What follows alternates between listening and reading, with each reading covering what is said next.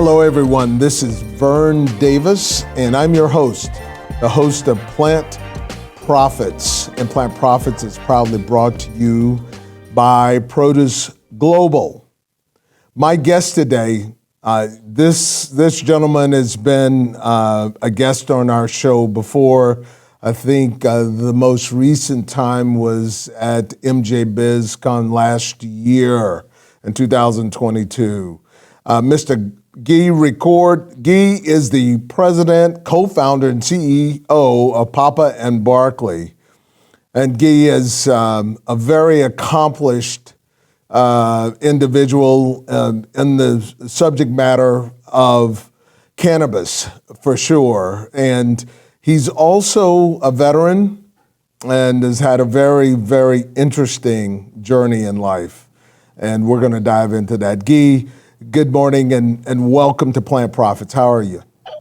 I'm good. Good morning, Vern. Thanks for having me. Oh, my pleasure always. I tell you what, the wonderful thing about having you is that you cannot spend 15 minutes with you and not learn something important. And you are a natural educator, man. Did anyone ever tell you that? I've heard that before. I do my wife actually was a teacher. I've never thought about it, but in cannabis, I just feel like I have a lot to share. So I'm constantly trying to make it relatable. Yeah, well, Guy, you have this real sense of responsibility, and it's obvious in everything that you do. And we're going to talk about some of those things, but look, I want everybody to know that, you're co-founder, CEO, president, you got a lot of titles. But when it comes down to it, what's really important is that you're involved in every aspect at Papa Barkley, right? In optimizing production practices, right? Ensuring compliance and product road mapping, all these different things that you do is really important to you.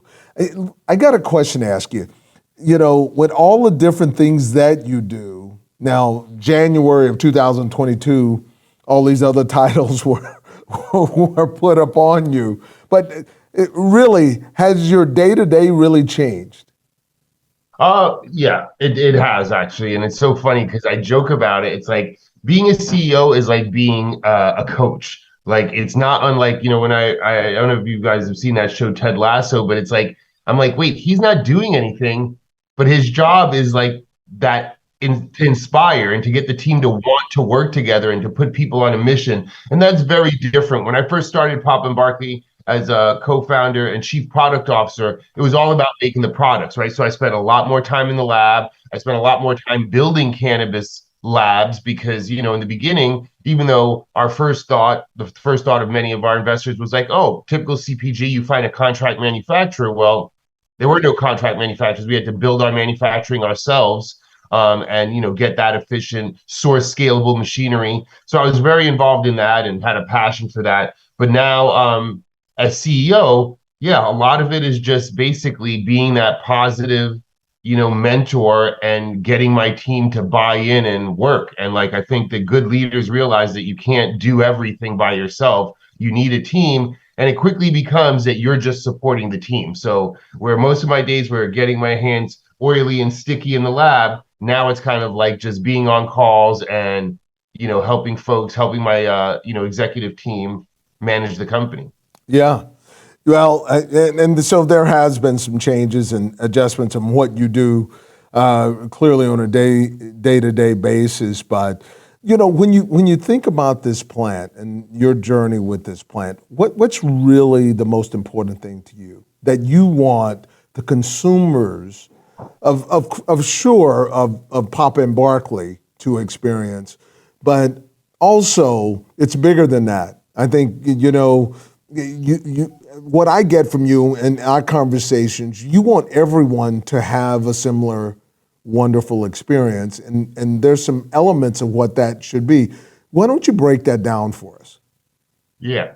Look, for me, cannabis, in the beginning, it caused me to question, but then it also caused me to question myself and look in. And I want to share that with everybody because I think that cannabis is not just a analgesic product or a CPG product, it does have a certain lifestyle change to it. I think part of it is maybe a blessing as we just come out of prohibition that we have to think about, like, well, why was this plant demonized? Why is there this unique factor about it? Right. But cannabis itself as a substance, the way I think it treats the body in terms of healing, in terms of just mental kind of introspection.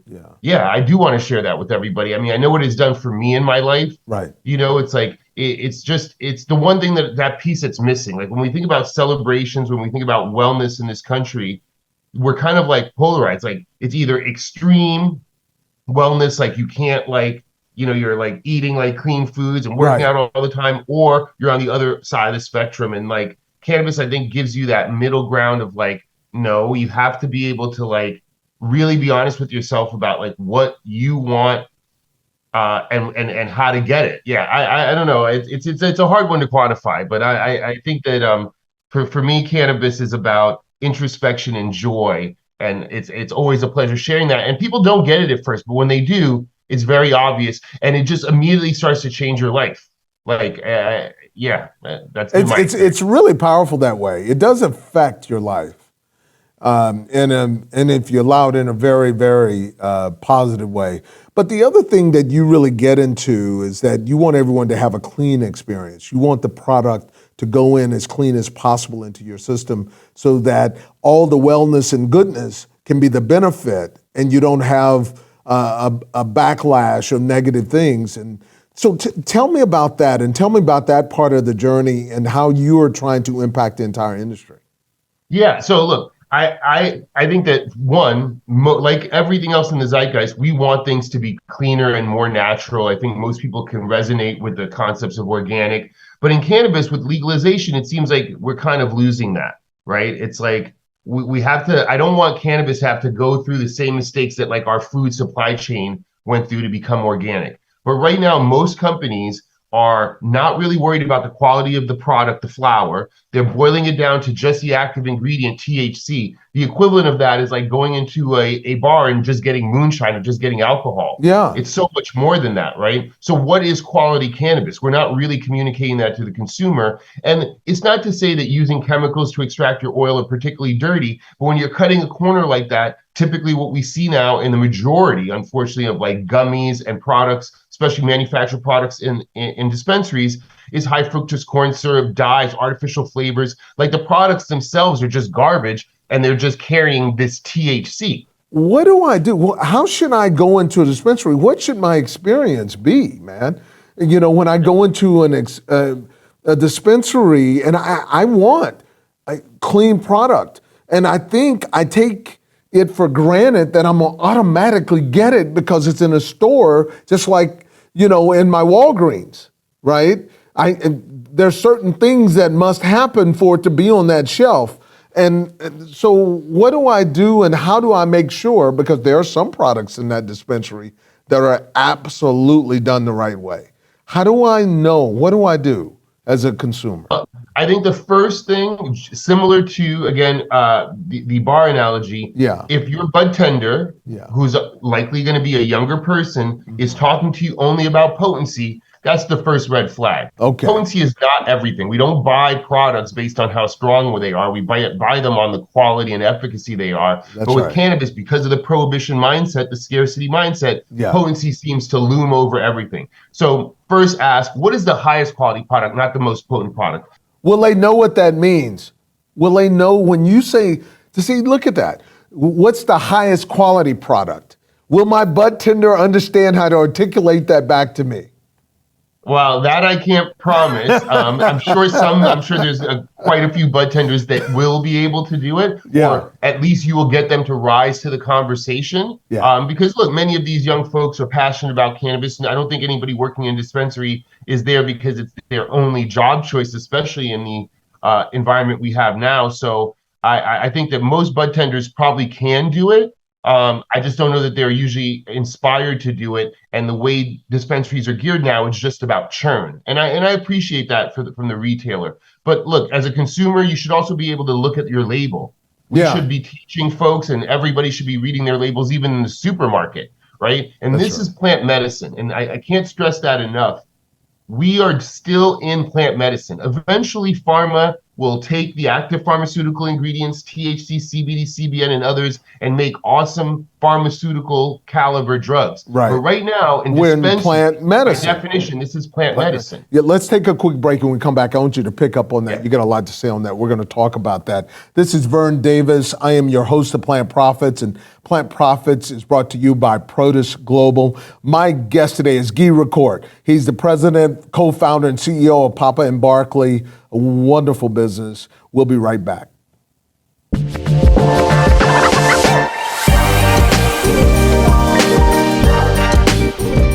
Hey, welcome back, everyone. This is Vern Davis. I am your host of Plant Profits, and Plant Profits is brought to you gladly by Produce Global. My guest today is Guy Rocourt. He is the president and co-founder and CEO of Papa and Barkley.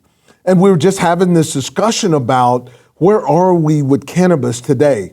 And it's plant medicine. And Guy makes that so simple. He says that so easily. What does that mean? What does that mean we're in plant medicine, and where are we headed and where are we going? What does that all mean, and how do we get there?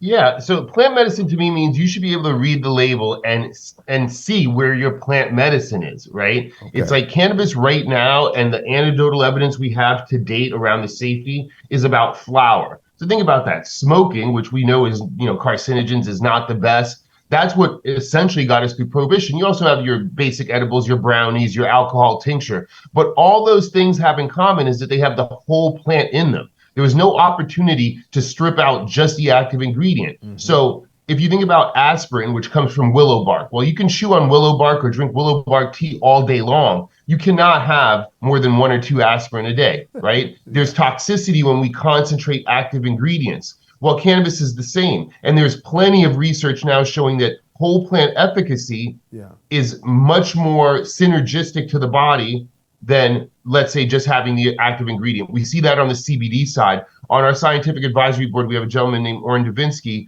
and Epidiolex, which is the only cannabis-based drug approved for epilepsy, at 300 milligrams of CBD, these kids see abatement of seizures. But 1/10 of that, a 30 milligram whole plant with some trace amounts of THC and all the chlorophyll, works just as well, right? And at 300 milligrams on a regular basis, eventually you will start to see liver toxicity issues as basically this crystallized powder builds up in the body. We see that with other analgesics. So plant medicine is exactly that, Brian. You should be able to see the plant, and the formulation should be simple. I love saying things grown in grandma's garden and made in grandma's kitchen. Yeah. That's what got us through prohibition. That's what got us through the last millennia. And those are the formulations that we want to look at first. And ultimately, I think we want those to be premium because, as you can imagine, without the use of chemicals, without the use of preservatives or emulsifiers, it's a little bit more expensive a product. Right. And in order to get folks to spend more, they need to just be educated. Right. Yeah. And now if you go into a store, many people, if they can afford it specifically, will go for an organic food or understand what, Wonder Bread is compared to like a true wheat bread or a real grain, whole grain bread. With cannabis, that education isn't there. And what scares me is it doesn't seem like there's a real call for that. Dispensaries have no incentive to do it. They're dragging the brands down with them in a race to the bottom where it's just like, oh, as long as it has THC, mission accomplished. That is not why people are in jail for. Is there a governing, that's plant medicine. Is there a governing body? How do we get folks in leadership positions to feel about the plant or believe in the plant the way you do and see where it's headed? And you really believe there's some boxes to be checked to get to where we're going. And how do we get consumers to understand it? I mean, Whole Foods, I live in Austin, Texas, man. Whole Foods is booming, right? That's where it's headquartered, but Whole Foods is booming because people have been educated how to shop and they have places, Whole Foods, dispensary, education. How does it all happen? And who's organizing that? When are we going to start? It just feels like we're just trying to sell something. Yeah. Look, I think what it is we don't, as an industry, we don't have a voice. And look, our system in the United States specifically is not the best, but there is a system. right? And what we need is a lobby. And as much as it pains me to say this, when you look at folks like the NRA, they do it right. They understand the system. They know how to use their voice for their industry. We are still in the beginning. Vern, you might remember this term from the South. We're kind of like crabs in the bucket, where everybody is trying to be on top, but nobody's getting out of the bucket. And it's kind of frustrating. There's a lot of industry associations. None of them have two nickels. None of them have a real voice in Washington, and we're not being taken seriously. What we need is that lobby, that coalition of cannabis professionals that want to see this industry grow for the right reasons. But that does not exist yet. I mean, look, there's a lot of industries doing a lot of good work, but not, I mean, a lot of associations doing a lot of good work, but they're not really at that Washington level affecting policy and stuff. And right now, I'm actually quite terrified about what the feds might do, because the folks they're listening to are our natural enemies. You know, alcohol, tobacco, pharma, they have strong lobbies, and they have an interest to make our plant not be plant medicine. What they fear is this being available at the farmers market, because most CPG businesses work under the premise of being able to kind of capture their audience in a permanent level, where I make this cannabis product, it has to be made by me, and there's no way grandma can create an equivalent product and sell it at the farmers market. And that model has not done consumers well. I think we can agree to that. And cannabis is heading that way. And the only way to change it is if we get together and say, no, cannabis could be a force for change. The same way we were demonized, we can now come out and say, hey, look, this is what was wrong with the way you were producing our food, and we're fixing it. This is what's wrong with medicine and wellness in terms of pharma and what OTC products really do and what's in them and their potential side effects. This is what whole plant medicine can look like. This is what doing right by your consumer can look like. I also think that cannabis is part of a larger, greener industry. So sustainable packaging, regenerative farming, those are all things that are already in our DNA as a cannabis industry. Sure it is. You're so right, but you're scaring the hell out of me, because to your point, the NRA exists because like-minded people decide to write checks, right? Yeah, that's right. Do we have like-minded people? Because there's a lot of money in cannabis. Yeah, but the money is not ours. And I think that's a mistake. Look, remember I told you about the VC folks I worked with in my Colorado company. You got to know where your money comes from. And when this thing broke out, we probably made a mistake in letting, well, I don't know that it was our choice, but a lot of cannabis right now is just run by bankers, right? They're not necessarily green-hearted cannabis advocates. The problem that we have is the advocates, the people who did risk jail, the people who did go out and get signatures, the people who are in jail, they are not the ones who funded this industry. And it's problematic. I mean, I don't want to say anything because I, of course, dipped my hand in that pool too, so I don't want to be a hypocrite, but that's what's up. No, that is what's up. That's what's up. So how do we get there, brother? So look, I think it's taken me a while. Okay. But if there are any bankers out there, this is how I've decided to kind of communicate to them on their terms. Okay. If they really want this to make real money in this industry and really understand what margins are, then you need to let us grow and build a culture. Because the difference between like us and let's say the wine industry is right now our culture is not being championed in voice. But I can tell you that you can buy $2 Chuck, and most people know the difference between $2 Chuck and a $14 bottle of wine. After that, it's all story. Same thing with alcohol, same thing with fashion. Mm-hmm. So if you really want to get 1,000% margin, you want to be that person that can sell a $250 eighth, it's going to take a story and a culture, right? That people can buy into. There's a reason why you buy Louis V, right? There's a reason why you buy Grey Goose. It's because you're buying into the story that the craftsmanship is worth it. That experience is worth it. It's also a flex. Let's be fair. People love to flex and level up to say they got the quality product. So what we need is true merchandising of good, better, best that's educated to the consumer, reinforced by the merchandiser, right? So even as a young 18-year-old, well, let's call it 21-year-old now, you walk into a liquor store, the stuff on the top shelf or the stuff in the case, you don't have to ask the guy whether that's better, right? It's assumed and all these things, and that's an entire industry is where it's merchandised is what's the best. Exactly. Yeah, single malt scotch. Is it better than a blended scotch? Yeah, because single malt is on the top shelf. It's on the top shelf.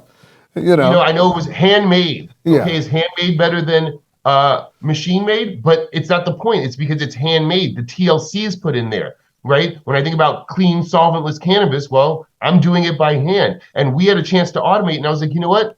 We can automate some of it, but I'm always going to want to hand row some of it because I want those pictures out there. I want people to be able to participate in the joy that something was crafted by them for them with TLC by another person. Yeah. Right. Handcrafted. We pay for that as a culture. CPG, you will pay for that, and Yes. that's what's missing in our industry. So to get the bankers to buy in, I think we have to get them out of their cannabis shame and their prohibition mindset and realize that this is more than just three letters THC, that there's an opportunity to build a real industry and culture here to make big money. I don't know if you've seen that show about Jordan with Nikes. Yeah. Same thing. Yeah. We could be buying sneakers or we could be buying sneaker culture.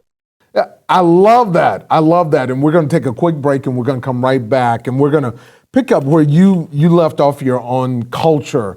And you're talking money, man. I love that. That's great. That's great. Hey, this is Vern Davis. I'm your host of Plant Profits, and Plant Profits is brought to you by Produce Global. My guest today is Guy Rocourt. Guy is the co-founder, president, and CEO of Papa Barkley. And we're going to talk about culture when we come back.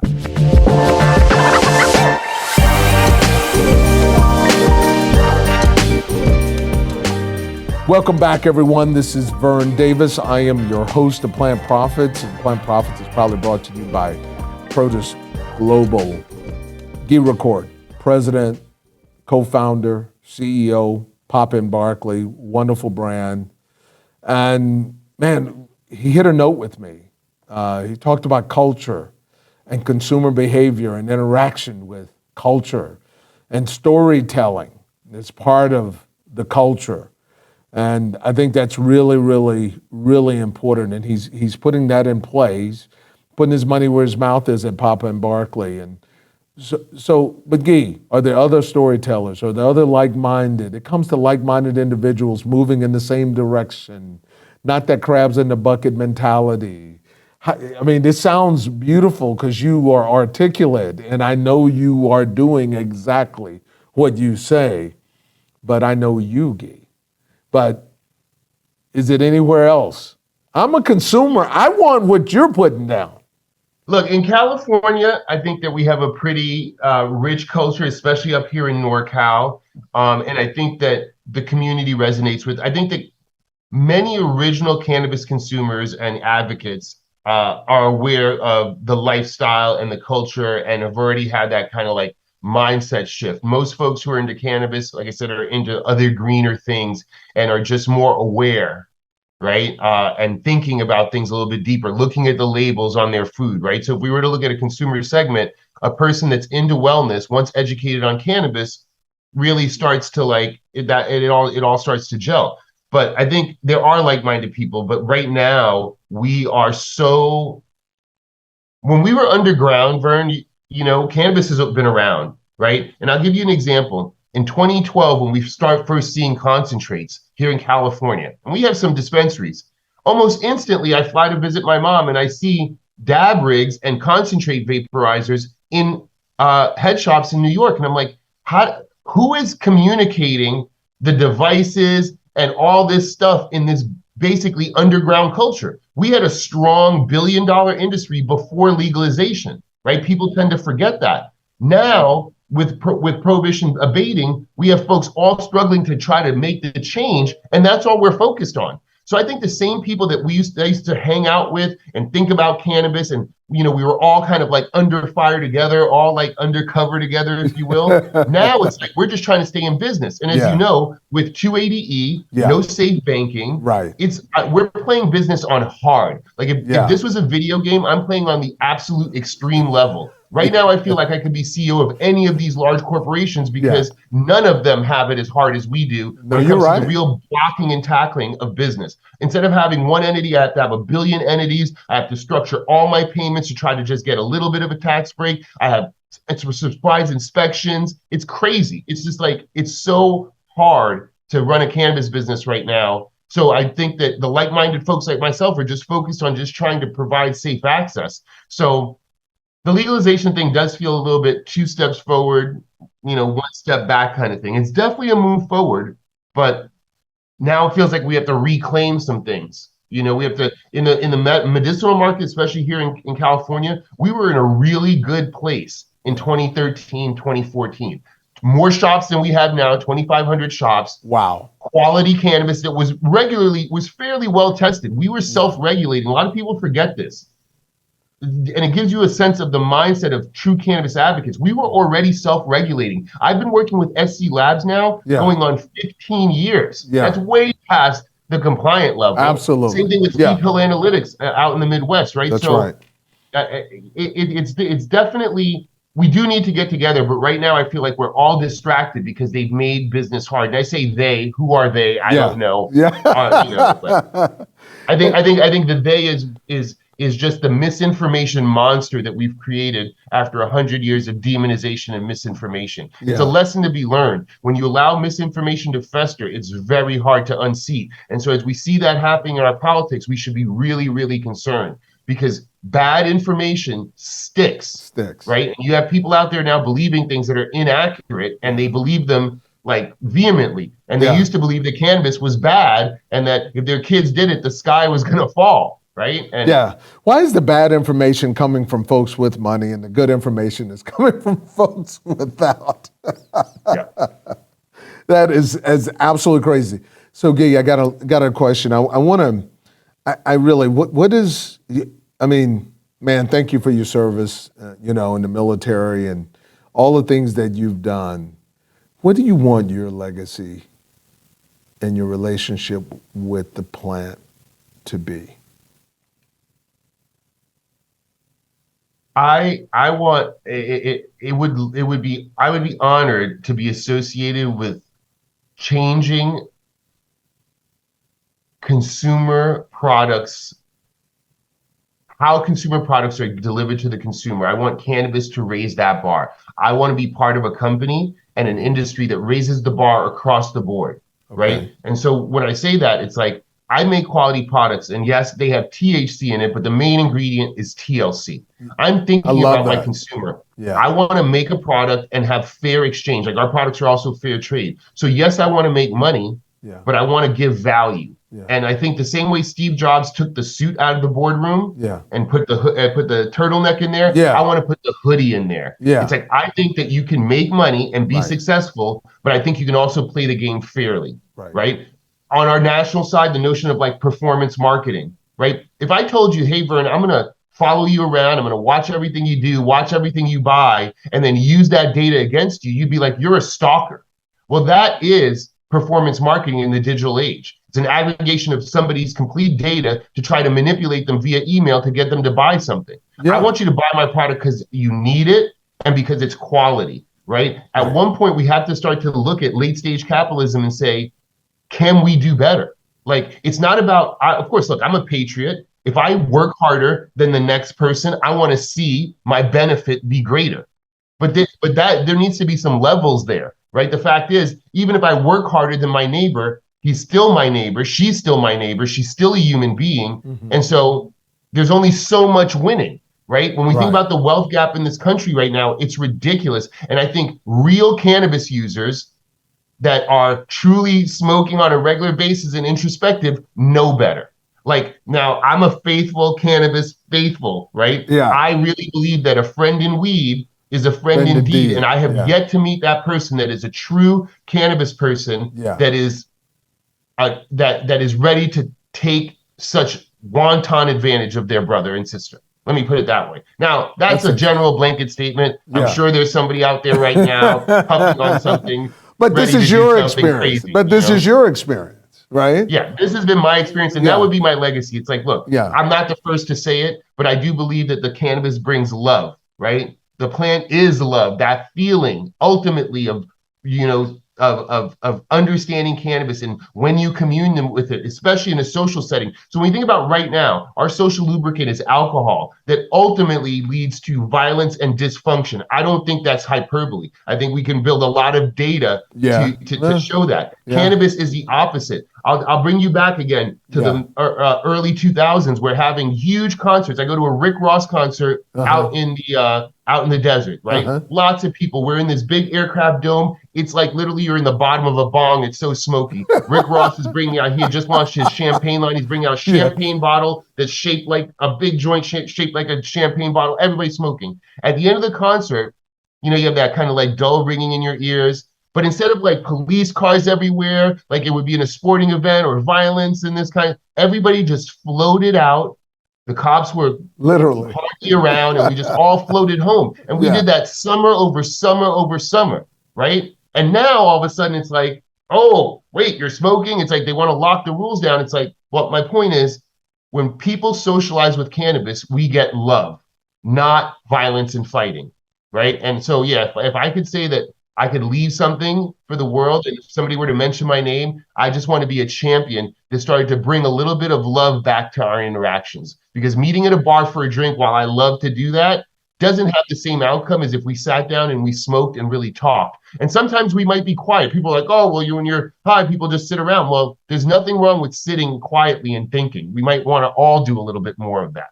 I love it. We're going to leave it on love, man. Guy, I really want to say thank you for coming to Plant Profits. And my guest today, Mr. Guy Rocourt, who is the co-founder, CEO, president, everything at Papa Barkley's. And I really want to appreciate your passion, your knowledge, your intellect around what we're all trying to get accomplished.